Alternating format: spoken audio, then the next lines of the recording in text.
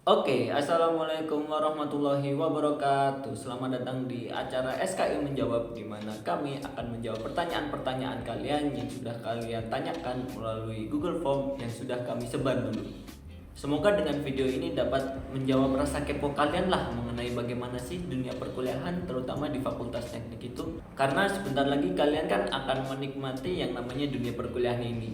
Semoga dengan pertanyaan-pertanyaan kami dapat membantu kalian lah untuk nantinya agar mempunyai gambaran di Fakultas Teknik ini. Oke, langsung aja ya karena udah banyak pertanyaan yang masuk dan kami rasa banyak pertanyaan mirip-mirip juga, jadi kami rangkum menjadi beberapa pertanyaan aja. Oh iya, nanti di sini aku nggak sendirian loh. Aku bakal ditemani sama teman-teman SKI untuk membantu menjawab pertanyaan-pertanyaan ini. Semoga dengan banyaknya sudut pandang yang kalian dapat bakal menambah wawasan kalian lah. Dan langsung aja kita masuk ke pertanyaan-pertanyaannya. Oke, pertanyaan pertama, siapa ketua BEM-FT sekarang? Untuk ketua BEM-FT sekarang namanya Mas Fadil Mufid dari Teknik Industri 2017. Mungkin aku juga pengen mengenali juga ya ketua dari SKI kita, yaitu namanya Lana Alfirza dari Teknik Mesin 2018. Bisa lah kalian kenalan sama orang-orang hebat ini biar nantinya kalian dapat relasi orang-orang hebat juga. Langsung ya kita ke next question. Pertanyaan kedua, bagaimana sih teknis kuliah bagi maba 2020? Apa nanti ospeknya juga online? Oke, Bismillahirrahmanirrahim. Assalamualaikum warahmatullahi wabarakatuh semuanya. Jawabannya betul sekali. Jadi nanti secara teknis perkuliahan bagi teman-teman sekalian untuk periode 2020 ini, tahun 2020 ini, dimana kita tahu bahwasanya sekarang sedang masa pandemi dan sesuai dengan arahan pemerintah melalui Kemendikbud sudah diputuskan bahwasanya pendidikan secara online bagi tahun 2020 ini, sepanjang tahun 2020 ini, dan semester depan kita akan laksanakan secara online, secara daring. Untuk pertanyaan selanjutnya, apakah nanti ospeknya juga online nih Kak? Iya, betul sekali. Kita sesuai arahan dari rektorat juga kita laksanakan secara online. Gimana enggak? Karena perkuliahan aja juga dilaksanakan secara online, masa ospek juga dilaksanakan secara enggak secara online juga. Jadi secara online ospek UNS juga akan dilaksanakan secara online sesuai dengan arahan rektorat. Lalu ospek dari fakultas pun akan dilaksanakan secara online sesuai dengan arahan dekanat, dan ospek secara jurusan tingkat jurusan akan dilaksanakan juga secara online. Namun mekanismenya akan berbeda-beda dan mekanismenya akan diatur sesuai dengan timeline masing-masing seperti itu. Oke, thank you. Semangat untuk perkuliahan besok. Oke, makasih ya Mas Ana udah bantu menjawab pertanyaan tadi. Kita lanjut ke pertanyaan selanjutnya. Apa aja sih UKM yang ada di UNS? Nah, untuk UKM di UNS sendiri itu ada banyak sih. Ada BEM yang pasti kalian sudah familiar juga, terus ada DEMA, ada juga yang bergerak di bidang keagamaan atau lembaga dakwah. Nah, untuk tingkat univ sendiri itu namanya Jainukmi, terus untuk tingkat fakultas teknik itu namanya SKI FT UNS. Ada juga tuh UKM yang berada di jurusan masing-masing atau biasa disebut dengan himpunan. Nanti di setiap jurusan bakal ada himpunannya sendiri-sendiri. Ada juga nih misal yang suka olahraga, ada juga UKM olahraga seperti futsal, basket yang ada di UNS. Sebenarnya masih banyak banget sih UKM-UKM di UNS. Kalau mau lihat nanti bisa dicek sendiri di website UNS. Wah, ternyata banyak juga ya UKM yang ada di UNS. Makasih Mas Adri udah bantu menjawab pertanyaan yang tadi. Kita lanjut ke pertanyaan selanjutnya. Apakah sulit untuk kuliah di teknik yang terkenal dengan lingkungannya keras? Secara umum, lingkungan UNS dan Kota Solo adalah lingkungan yang baik. Tidak ada tindakan-tindakan senioritas yang berlebihan yang mungkin ada di beberapa instansi pendidikan yang lain. Bila yang dimaksud keras adalah dalam sistem pendidikan, maka masih bisa dibilang wajar, karena memang ada kompetensi-kompetensi tertentu yang harus dicapai melalui penugasan, praktikum, dan sebagainya. Untuk secara wacananya sendiri, memang lingkungan teknik itu terkenal keras, dan ini mungkin sudah menjadi hal yang umum ya di semua perguruan tinggi Indonesia. Tapi secara praktiknya sendiri, ini tergantung dari setiap pribadi masing-masing. Karena kalau orangnya itu memiliki tipe yang mudah beradaptasi, maka kuliah di teknik justru akan menjadi kuliah yang paling enak, seru, dengan bumbu-bumbu atau rasa-rasa solidaritas, teamwork, dan satu rasa di antara mahasiswa teknik itu sendiri. Oke, makasih Mas Azam. Gimana? Udah mulai kebayang belum tentang fakultas teknik? Kita lanjut ke pertanyaan selanjutnya aja ya. Pertanyaan selanjutnya, apakah mahasiswa FT wajib mengikuti magang? Baik, mungkin ada dua jenis magang yang dimaksud. Yang pertama adalah magang organisasi, yang kedua adalah magang jurusan atau namanya kerja praktek. Nah, untuk magang yang organisasi ini sifatnya nggak wajib. Ini kembali ke minat teman-teman, kalau mau silahkan ikut, kalau enggak ya nggak apa-apa. Lalu yang kedua adalah magang jurusan atau kuliah praktek, ini sifatnya wajib. Nah, jadi gitu guys mengenai magang di dunia perkuliahan ini. Makasih ya Mas Bioma udah bantu menjawab. Lanjut ke pertanyaan selanjutnya. Kira-kira kapan mulai kuliah tatap muka seperti biasa?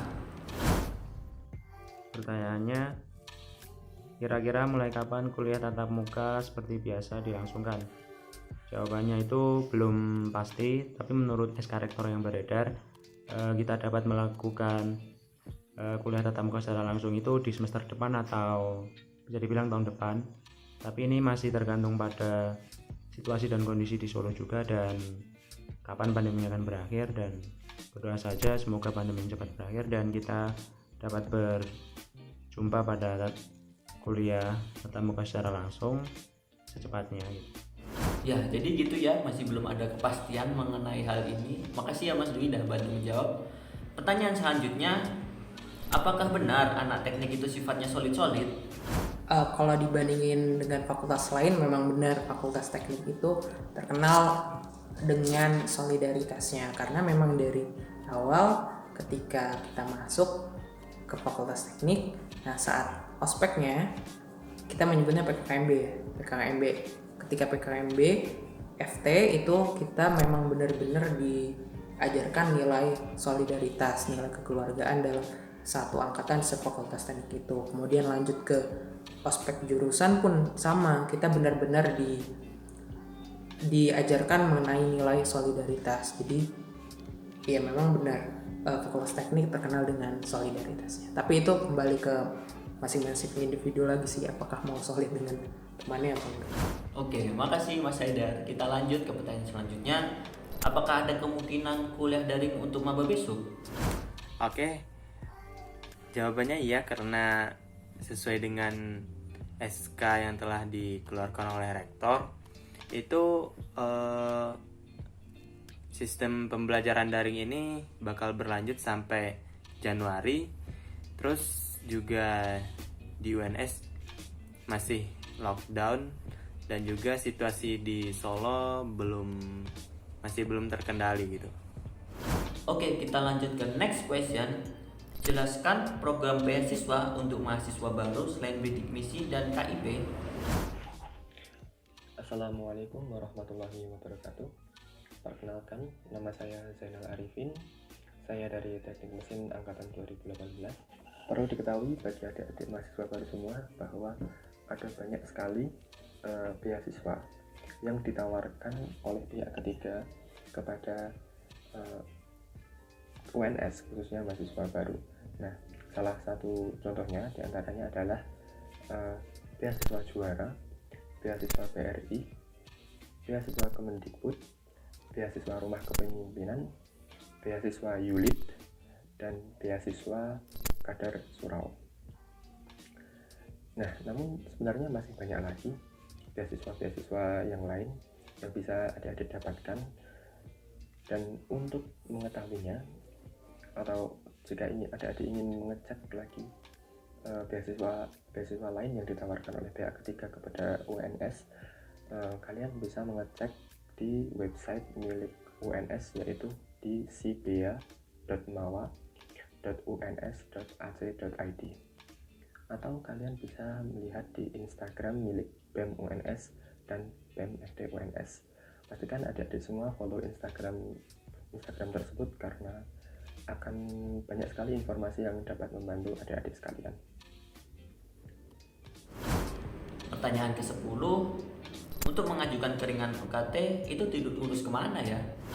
Kalau untuk keringanan UKT itu sendiri itu urusnya di bawah T, dan biasanya di awal semester itu dari organisasi misalnya BEM atau dari himpunan itu sudah memberikan jargoman untuk bagaimana tentang keringanan UKT itu sendiri.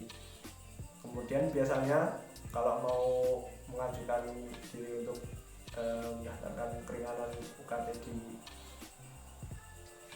FT-UNS itu biasanya harus melengkapi berkas-berkas, diantaranya yaitu misalnya kayak biodata diri, surat keterangan tidak mampu dari kelurahan, kemudian ada slip gaji orang tua atau besaran UKT kemarin.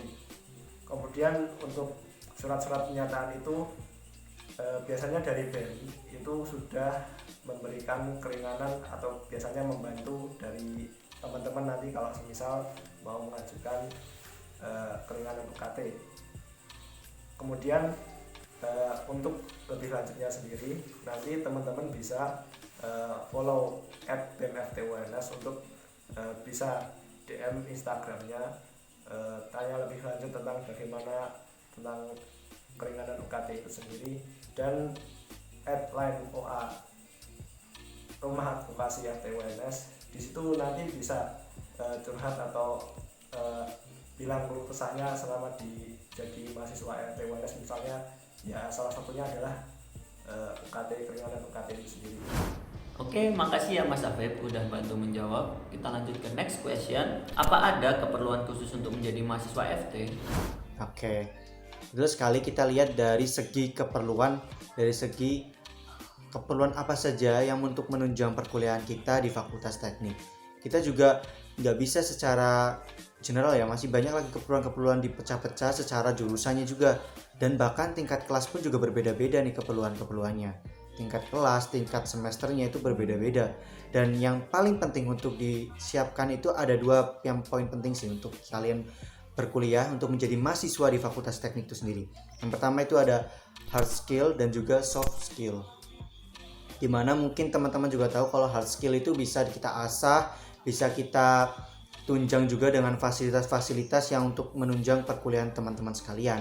Misalnya nih, di teknik mesin kita butuh software-software yang mendukung perkuliahan kita selama kita menjadi mahasiswa Fakultas Teknik pada umumnya, dan pada khususnya menjadi jurusan teknik mesin, mahasiswa jurusan teknik mesin, dimana kita butuh software-software seperti Fusion, terus SolidWorks, terus AutoCAD, dan lain-lain yang untuk menunjang perkuliahan. Namun mungkin masih ada banyak lagi yang perlu disiapkan. Aku nggak bisa tahu detailnya bagaimana, mungkin di jurusan RC, lalu ada juga di sipil, itu berbeda-beda kebutuhan untuk perkuliahannya. Namun yang jelas secara umum seperti itu. Lalu juga ada kebutuhan secara soft skill, di mana teman-teman juga perlu menyiapkan soft skill untuk menunjang teman-teman untuk besok berkarir nih apabila sudah selesai masa perkuliahannya dan dapat langsung terjun ke dunia pekerjaan, dimana soft skill itu kita asah, kita dapatkan pengalaman soft skill itu lewat teman-teman aktif dalam berorganisasi, dijaga semangatnya, girohnya untuk dapat mencapai hal itu semuanya. Dan kita di sini sama-sama fastabiqul khairat, kita di sini sama-sama mengingatkan satu sama lain dan sama-sama meng-share kebaikan satu sama lain. Oke, mungkin itu jawaban untuk pertanyaan ini. Stay tune terus di dalam grup Samaru, dan juga jangan lupa untuk follow IG SKI. Oke, thank you. Nah, jadi gitu ya. Mudah mulai kebayangkan gimana kuliah di Fakultas Teknik UNS ini. Pertanyaan selanjutnya, apakah mahasiswa UNS wajib aktif dalam kegiatan keorganisasian? Wajib nggak ya? Mending ketimbang bahas wajib atau tidaknya, kita bahas benefitnya aja ya. Benefit yang didapat aja. Organisasi itu bisa jadi tempat kalian untuk belajar hal baru di luar materi kuliah, menambah pengalaman, relasi, dan tentunya merefresh pikiran kalian agar tidak jenuh dalam belajar materi. Dengan berorganisasi bukan hanya belajar dalam bidang akademik. Di sini kita dituntut untuk bisa beradaptasi ketika kerja dan mempunyai jiwa kepemimpinan serta tanggung jawab yang sangat dilatih jika mengikuti organisasi. Oke, jadi kita lanjut ke pertanyaan ke-13. Bagaimana dengan kegiatan UKM selama masa pandemi ini? Untuk kegiatan UKM selama masa pandemi ini ada yang bisa berjalan, tapi ada juga yang tidak bisa berjalan dengan semestinya. Misalnya UKM olahraga salah satunya, itu kan kalau secara daring itu kan tidak memungkinkan. Kalau untuk selama ini biasanya kalau di UKM itu melaksanakan semua kegiatannya, misalnya rapat atau ada event atau ada proker dari setiap organisasi itu diselesaikan semua secara daring. Misalnya ada event dari misalnya persiapan, terus proses-prosesnya dan eksekusinya itu secara daring semua. Kemudian untuk UKM yang lain misalnya olahraga itu belum bisa berjalan dan mungkin periode selanjutnya baru bisa berjalan. Pertanyaan selanjutnya, kalau kuliah di UNS, apakah memungkinkan buat mahasiswa kuliah sambil kerja? Mungkin sekali ya, bahkan banyak dari kita yang seperti itu. Jadi teman-teman teknik itu kebanyakan ada yang mengajar les privat, buka usaha online maupun offline, dan ada juga temanku yang kuliah itu sambil ngojek online. Intinya semua itu tergantung dari teman-teman sendiri, bagaimana usahanya, bagaimana manajemen waktunya. Yang jelas kalau ada kemauan dan niat, pasti insya Allah semuanya bisa. Oke, kita lanjut ke next question. Apakah di UNS itu mengadakan kegiatan simaan untuk para penghafal Al-Quran? Apakah di UNS mengadakan semaan untuk para penghafal Al-Quran? Ya, ada. Di UNS ada sebuah UKM yang bernama Ilmu Quran atau IQ yang mengadakan program tersebut. Bahkan di UNS juga ada keluarga hufaz bagi para penghafal Al-Quran. Bagi teman-teman yang ingin tahu lebih lanjut, bisa cek sendiri di Instagramnya Ilmu Quran UNS. Nah, jadi gitu guys mengenai kegiatan untuk para penghafal Al-Quran di UNS ini. Kita lanjut ke pertanyaan ke-16. Gimana tipsnya untuk bisa survive di FT yang selalu sibuk sehingga susah untuk bergaul? Salah tips dari aku itu cuma ada satu, yaitu merubah pola pikir atau mindset kita, dimana jangan maknai kesibukanmu dengan sesuatu yang lebih sibuk, tapi maknai kesibukanmu dengan lebih produktif. Dan pertanyaan itu nggak relate gitu loh antara kesibukan dan pergaulan gitu. Dan teman-teman di sini itu bisa sibuk di organisasi dan bisa sibuk di perlombaan. Kalau misal di organisasi teman-teman mungkin akan dapat teman-teman yang relasi yang lebih luas gitu, teman-teman relasi antara prodi, antara fakultas, terus antar universitas bahkan gitu. Dan contohnya kalau teman-teman di menjadi aktivis dakwah di SKI gitu, teman-teman bisa dapat manfaat yang luar biasa gitu. Teman-teman bisa dapat manfaat dunianya dan teman-teman bisa dapat manfaat akhiratnya insya Allah gitu. Nah, jadi gitu ya guys, masih ada waktu kok buat main-main sama teman. Pertanyaan selanjutnya, apakah di UNS sering mengadakan pengajian dalam jumlah yang cukup besar? Kalau ada, biasanya berapa minggu atau berapa bulan sekali? Untuk acara pengajian yang ada di UNS itu banyak sekali macam-macamnya. Ada yang skala yang kecil sampai skala yang besar, ada yang mulai dari tingkat fakultas sampai tingkat kampus. Nah, kalau di Fakultas Teknik, kami SKIFT UNS memiliki beberapa acara kajian. Ada yang namanya Islamic Learning Center atau yang disingkat ILC, ada juga kajian rutin muslimah atau yang disingkat karimah, dan juga untuk yang skalanya lebih besar itu ada tabligh akbar. Nah, untuk tabligh akbar ini diselenggarakan sebanyak sekali dalam setahun dan masuk ke rangkaian acara Muslim Engineering Festival. Dan selama pandemi ini semua acara kajian yang ada di UNS itu diselenggarakan secara online. Jadi selain kita bisa mengikuti kajian yang ada di Fakultas Teknik, kita juga bisa lebih mudah untuk mengikuti kajian yang ada di fakultas lain. Dan untuk lebih lengkapnya mungkin kalian bisa ngepoin media sosial dari lembaga dakwah fakultas yang ada di UNS ya. Nah, jadi gitu ya guys, banyak juga kok kegiatan pengajian di UNS. Pertanyaan ke-18, bagaimana cara mengatur waktu antara belajar dengan mengikuti berbagai kegiatan di UNS? Jadi teman-teman bisa menentukan skala prioritas dari teman-teman sendiri, dan teman-teman bisa mengurutkan mana yang menurut teman-teman nantinya harus didahulukan, mana yang harus diakhirkan. Misalnya teman-teman bikin skala prioritas dari perkuliahannya dulu, setelah itu organisasi, dan setelah itu bisnis. Jadi teman-teman bisa menjalankan organisasi dan juga bisnis teman-teman setelah tugas-tugas perkuliahan teman-teman itu udah kelar gitu. Jadi jangan sampai karena organisasi atau bisnisnya tujuan utama teman-teman buat kuliah itu nantinya jadi terbengkalai gitu. Namun yang paling penting, sesibuk apapun teman-teman nantinya, jangan lupa untuk selalu beribadah ya. Nah, lanjut nih ke pertanyaan ke-19. Seberapa sering sih intensitas kegiatan kemahasiswaan di UNS apabila dibandingkan dengan kegiatan perkuliahan?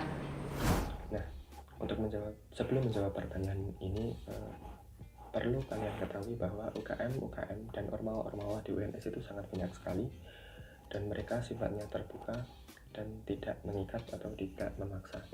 Nah, dari kedua informasi tersebut bisa dikatakan bahwa intensitas kegiatan kemahasiswaan selain perkuliahan itu untuk tiap orang berbeda-beda, karena masing-masing orang pasti ada yang memilih untuk ikut banyak UKM dan ormawa, dan ada orang yang memilih tidak ikut apa-apa atau kuliah pulang.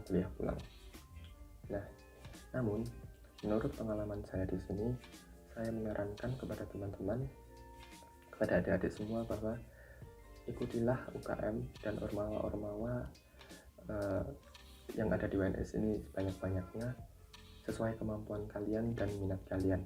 Karena mengapa? Karena melalui UKM dan ormawa-ormawa tersebut, kalian dapat bisa mendapatkan soft skill yang tidak akan kalian dapatkan di perkuliahan, dimana soft skill tersebut akan membantu adik-adik sekalian untuk menghadapi permasalahan adik-adik sekalian ke depannya. Nah, mumpung kalian masih mahasiswa baru, maka dari itu pilihlah UKM sebanyak-banyaknya, dan yang pasti sesuai minat kalian, dan ukurlah kemampuan kalian masing-masing. Jangan sampai ormawa dan UKM yang kalian ikuti bisa mengganggu perkuliahan kalian. Nah, sekian dari saya. Terima kasih. Oke, kita lanjut ke pertanyaan terakhir, pertanyaan ke-20. Ada nggak sih soft skill yang kita butuhkan dalam menjalani perkuliahan di Fakultas Teknik ini? Nah, kali ini aku sendiri yang mencoba membantu untuk menjawab. Kalau untuk soft skill mungkin yang perlu kita tingkatin soft skill seperti komunikasi, kerjasama, yang mirip-mirip lah seperti fakultas lain. Karena di Fakultas Teknik sendiri mungkin nantinya kita bakal bekerja sama dengan jurusan-jurusan lain, seperti mungkin teknik sipil bakal bekerja juga dengan teknik mesin, dan nanti juga dengan arsitek. Nah, di situ kan kita juga membutuhkan soft skill komunikasi kita, soft skill kerjasama kita, dan itu semua bisa kita dapatkan melalui ikut organisasi, dimana tadi kan sudah disampaikan ya, organisasi di UNS ini banyak banget. Nah, intinya soft skill yang perlu kita asah itu soft skill umum lah, tidak terfokus di teknik ini, yang juga perlu kita tingkatkan karena kita juga membutuhkan hal itu. Atau mungkin nanti kalian udah berkuliah di Fakultas Teknik sendiri, kalian bakal mempelajari beberapa aplikasi seperti itulah. Mungkin seperti di teknik sipil ada yang namanya AutoCAD, nanti untuk menggambar rumah dan lain sebagainya. Nah, itu nanti soft skill itu bakal dipelajari di kelas-kelas. Jadi soft skill yang perlu kita asah sendiri itu soft skill yang tadi sih. Itu tadi jawaban-jawaban dari pertanyaan-pertanyaan kalian ya.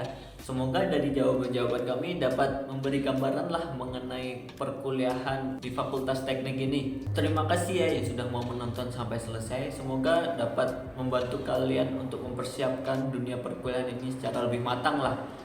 Oke, aku tutup. Sekian aja video dari kami. Terima kasih. Wassalamualaikum warahmatullahi wabarakatuh.